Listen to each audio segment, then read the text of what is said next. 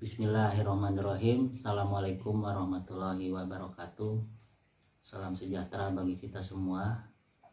Alhamdulillah wa syukurillah, puji syukur kehadirat Allah Subhanahu wa taala atas rahmat dan karunia-Nya. Saya diberikan kesempatan dalam video ini terkait tentang pernyataan diri dalam bidang pengajaran. Sebelumnya saya mengucapkan terima kasih kepada Kementerian Pendidikan Kebudayaan dan Ristek dan juga kepada Bapak atau Ibu Asesor yang menyaksikan video ini. Saya mengucapkan terima kasih atas kesempatan yang diberikan kepada saya untuk diberikan kesempatan terkait tentang sebagai peserta sertifikasi dosen dalam gelombang kedua. Adapun pernyataan diri yang ingin saya sampaikan terkait dalam bidang pendidikan dan pengajaran, terutama dalam hal mata kuliah selama saya mengajar, adalah mata kuliah pengantar hukum Indonesia. Nah, mata kuliah pengantar hukum Indonesia ini adalah mata kuliah dasar, ya, mata kuliah prasyarat, mata kuliah wajib yang harus diambil oleh mahasiswa baru agar mendapatkan pemahaman-pemahaman dasar terkait tentang apa sih mata kuliah pengantar hukum Indonesia itu. Dan juga selain mata kuliah pengantar hukum Indonesia, ada yang lain pula terkait tentang mata kuliah dasar adalah mata kuliah pengantar ilmu hukum. Nah, di sini saya ingin menyampaikan terkait tentang mata kuliah pengantar hukum Indonesia yang menjadi topik utama saya, terutama dalam bidang pendidikan dan pengajaran, adalah mata kuliah pengantar hukum Indonesia. Saya selama ini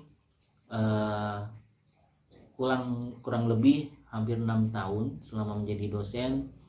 Saya dari awal sampai dengan sekarang itu mengajar, salah satunya adalah mata kuliah pengantar hukum Indonesia.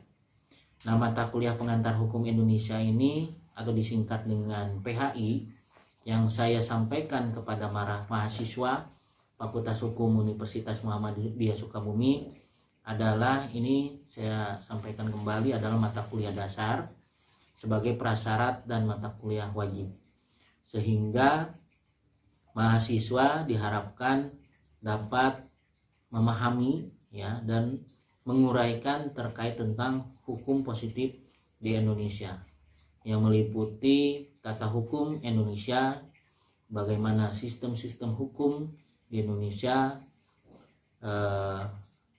ada pula mengenai apa tujuan setiap mahasiswa mempelajari mata kuliah pengantar hukum Indonesia.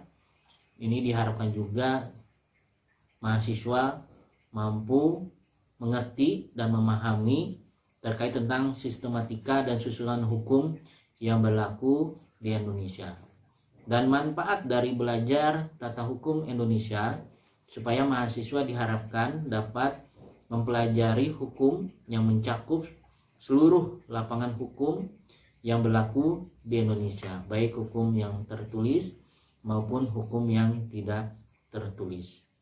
Adapun yang menjadi terkait tentang materi sebagai pokok bahasan dalam mata kuliah pengantar hukum Indonesia yang saya sampaikan, yang pertama, mata kuliah ini diharapkan mahasiswa mampu mengenal, ya, terkait tentang apa itu pengantar, apa itu hukum Indonesia. Yang kedua, diharapkan mahasiswa mampu menjelaskan pengertian dasar terkait tentang apa itu tata hukum Indonesia dan apa tujuan dan manfaat mempelajari tata hukum Indonesia. Nah, yang ketiga, diharapkan mahasiswa mampu menjelaskan bagaimana hubungan antara pengantar ilmu hukum dengan pengantar hukum Indonesia beserta disiplin ilmu lainnya.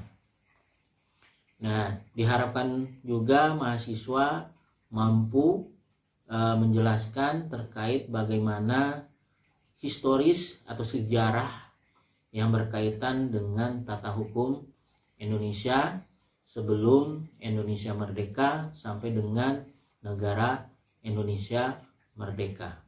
Nah, diharapkan mahasiswa harus memahami bagaimana latar belakang historis dan sejarah yang berkaitan tentang tata hukum Indonesia. Yang kelima, diharapkan mahasiswa mampu menjelaskan bagaimana itu sumber-sumber hukum di Indonesia.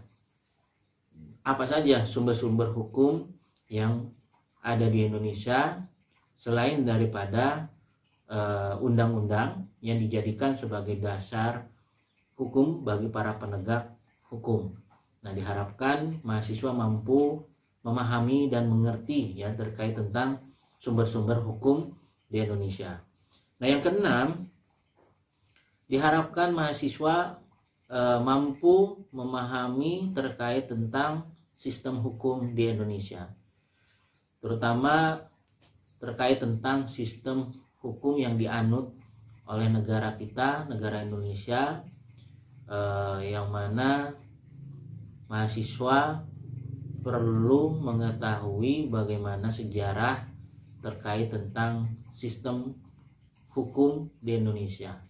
Mengapa sistem hukum yang berlaku di Indonesia harus menganut sistem hukum Eropa kontinental, dan kenapa tidak menganut sistem hukum yang lain. Nah, di situ pun nanti saya telah mengajarkan dan terkait tentang bagaimana sistem hukum Indonesia supaya mahasiswa dapat memahami terkait tentang sistem hukum di Indonesia. Nah, yang selanjutnya diharapkan mahasiswa mampu menjelaskan terkait tentang bagaimana klasifikasi hukum dan bidang-bidang hukum di Indonesia.